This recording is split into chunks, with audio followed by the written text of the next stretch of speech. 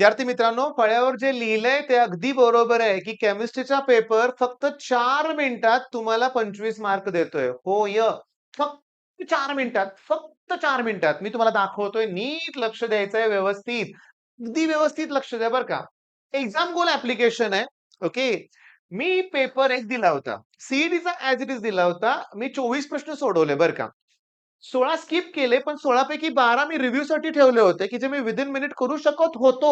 पण within second करत नव्हतो म्हणून मी स्किप केलं. अरे हेच मी घसा फाडून ओरडून तुम्हाला सांगतोय. काय? स्किप करा. जे येतंय ते सोडवा, पण विथिन सेकंड जमतंय ते सोडवायचंय. मग माझे 23 प्रश्न करेक्ट आले. पण शॉकिंगली सांगतो 6च मिनिटात मी 24-25 प्रश्न अटेम्प्ट केले. 6च मिनिटात. आणि या 6 मिनिटाचा वेळ पण मी तुम्हाला सांगू का? ॲक्युरसी माझी 95% आहे. सगळ्यात इम्पोर्टंट की मला 3 मिनिटं 56 सेकंद लागली हे 24 प्रश्न 24 मार्क मिळवायला. माझं 2 मिनिटं स्किप करण्यासाठी गेला होता वेळ. अरे पण जाऊ दे ना.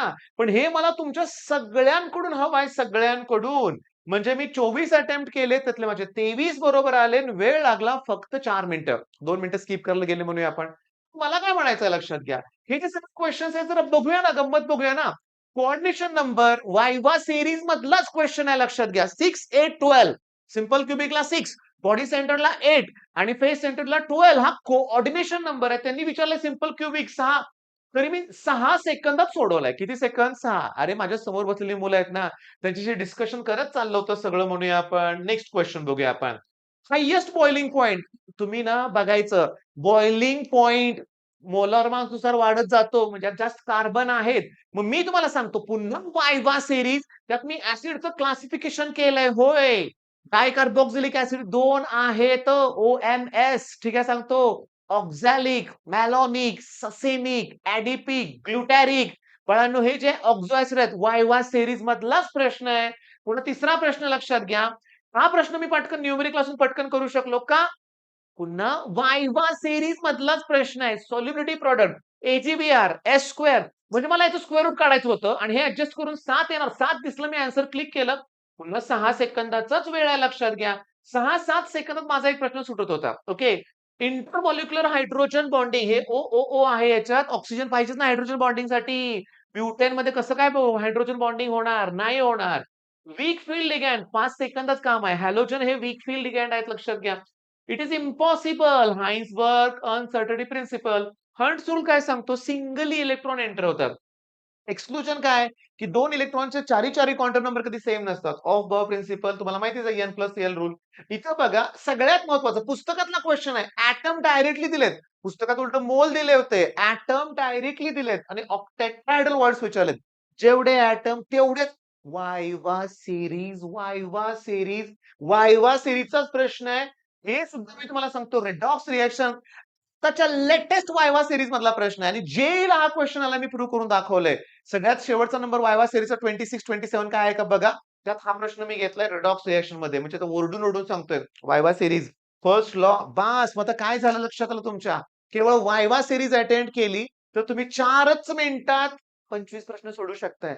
अरे काय अवघड आहे सांगा बघू. का करत नाही तुम्ही? मी तुम्ही सांगतो. तुम्ही 11th स्टँडर्ड मधली मुलं असाल समजा बघताय. तुम्ही आता 12वीत गेलाय. तुम्ही बिनधास्त वायवा सीरीज बघायला सुरुवात करा. त्यातले क्वेश्चन ॲज इट इज येणार आहे. तुमची मेमरी थोडीफार शार्प असेल, तर तुम्ही काय करणार आहे? तर मला सांगा 4-6 मिनिटं. मी म्हणतो 15 मिनिटं दिली. 10 मिनिटं दिली तुम्हाला. 15 मिनिटात तुम्ही जर 30 मार्क केमिस्ट्रीत मिळवले, तर त्यापेक्षा काय बरोबर आहे. पुढच्या 30 मिनिटं तुम्हाला वेळ मिळेल फिजिक्ससाठी. 45 मिनिटं झालीत. त्याच्यानंतर पुन्हा आणखीन स्किप केलेले क्वेश्चन सोडवायचे आहेत ना आपल्याला. 12 क्वेश्चन्स मी स्किप केले होते. ते 12च्या 12 माझ्या बरोबर आले असते आणि खरं सांगू का, मॅडम एवढा वेळ शिल्लक राहतोय. तो जो क्वेश्चन आहे ना, मी बऱ्याचशा क्वेश्चनचा मार्क पण करून ठेवलं होतं बरं का. जिथे खात्री नाही असेल तिथं म्हणूया आपण. मी पुन्हा रिव्ह्यू करू शकतोय ते. म्हणजे मला आता घसा फाडून ओरडून तुम्हाला काय सांगायचंय, की फुल लेंथ टेस्ट द्या. ही अशी प्रॅक्टिस करा आणि आज आपल्या ॲप्लिकेशनवर फुल लेंथ टेस्ट आहे बाळांनो, आहे. मग 2 ते 5 सगळे मिळून फुल लेंथ टेस्ट देऊया आज. ओके. 2 ते 5 मी तुम्हाला सांगतो, फुल लेंथ टेस्ट देताना स्ट्रॅटेजी काय पाहिजे परत एक्सप्लेन करणार आहे. मी हे परत करणारच आहे. फुल लेंथ देताना पहिली 15 मिनिटं फर्स्ट 15 मिनिट केमिस्ट्रीला द्यायचे. होय. मग त्यात माझे 30 प्लस मार्क कव्हर होणार. ओके. त्याच्यानंतरचा 30 मिनिटाचा वेळ मला 30 मिनिटाचा वेळ फिजिक्सला द्यायचा आहे. त्यात मला पहिल्या प्रश्नापासून 50व्या प्रश्नापर्यंत पोहोचायचंय. येतंय, स्किप. मोठा प्रश्न आहे, इमिडिएटली स्किप. वाचायचं सुद्धा नाही लक्षात घ्या. होय. डायरेक्ट फॉर्म्युले 4-5 असतात. एकदम ईझी क्वेश्चन 4-5 असतात. 10 ते 15 मार्क तर मिळू देत ना. म्हणजे इथं 30 पडले, इथं 15. म्हणजे मला एक कॉन्फिडन्स राहतोय, की माझे 45 मार्क्स तर फिक्स आहेत. पुन्हा 25 मिनिटं वेळ द्या. आता कधी मी 20 म्हणतो, कधी 25 म्हणतो. तुमच्यावर डिपेंड आहे. केमिस्ट्री ऑल क्वेशन्स कंप्लीट करायचे. म्हणजे पुढचे 10 मार्क तर फिक्स होतील कमीत कमी. आणि त्याच्यानंतर सुद्धा मी तुम्हाला सांगतो, हे 40, 70, 20 मिनिटं वेळ शिल्लक आहे. 20 मिनिटं द्यायचीच नाहीत फिजिक्सला. मला 15च मिनिटं वेळ द्यायचा आहे फिजिक्सला. तर मला काय ॲट एनी कॉस्ट 5 मिनिटाचा शेवटी ब्रेक हवाय. त्यानंतर मॅथ्सचा पेपर विथिन सेकंड सुरू होतो. लक्षात घ्या, विथिन सेकंड मॅथ्सचा पेपर सुरू होतो. मॅथ्सला पुन्हा तीच स्ट्रॅटेजी आहे. पहिला किती वेळ द्यायचा तुम्ही ठरवा. मी तर 30-30-30 स्ट्रॅटेजी वापरायला सुरुवात केली, की पहिल्या 30 मिनिटात 1 ते 50 प्रश्न बघून काढा. त्यातले 10 ते 15 तुम्हाला सॉल्व्ह करणार आहेत. इंटिग्रेशनचे शॉर्टकट्स असणार आहेत. एरिया अंडर कर्व्हचे शॉर्टकट्स आहेत. अरे किती शॉर्टकट्स आहेत. मॅट्रिक्सचे शॉर्टकट्स आहेत. 10 ते 15 प्रश्न जमतील. पुढच्या 30 मध्ये पुन्हा ना तुम्ही स्किप केलेले पण 2 मिनिटं लागतील असे सोडवा. मग शेवटी असे प्रश्न उरतील तुम्हाला, की ज्याला 5-5 मिनिटं सुद्धा वेळ लागणार आहे. कुठला शॉर्टकट नाहीये. लेंदी क्वेशन्स आहेत. पण वेळ शिल्लक राहतो. वेळ शिल्लक राहतो. चांगले पर्सेंटाइल मिळतातच लक्षात घ्या. मग आता घसा फाडून ओरडून सांगितलंय मी आता. पण मी परत सांगणार आहे. जोपर्यंत तुमच्यात चेंजेस होत नाहीत तोपर्यंत. पण आपल्या रँकर्स कोर्सवर आज जी फुल लेंथ टेस्ट आहे, तुम्ही सगळ्यांना फ्री आहे. मी दिलेली स्ट्रॅटेजी वापरून बघा. वापरून बघा. पण सांगू का? त्यासाठी अगोदर अभ्यास केला पाहिजे. ओरडून दाखवलंय प्रूव्ह करून. वायवा सीरीज शिवाय काही नाहीच आहे. वायवा सीरीजच आहे. मी तुम्हाला सांगतो प्रत्येक प्रश्न वायवा सीरीजमध्ये कव्हर झालाय. आणि डिटेल मी त्यातले एम-सी-क्यूज घेतलेत. तुम्ही जरी 11th मधला असता तरी जमणार आहे. मला सांगण्यास अतिशय आनंद होतोय. काही 9-10 ची मुलं सुद्धा वायवा सीरीज फॉलो करतायत. हो, कारण कॅटलिस्टमध्ये पहिलाच पॉइंट वायवा 1 मध्ये जो घेतलाय तो 10th स्टँडर्डचा आहे. कॅटलिस्ट ही कन्सेप्ट काय डायरेक्ट 11वीत आली होय तुम्हाला? 12वीत आहे होय?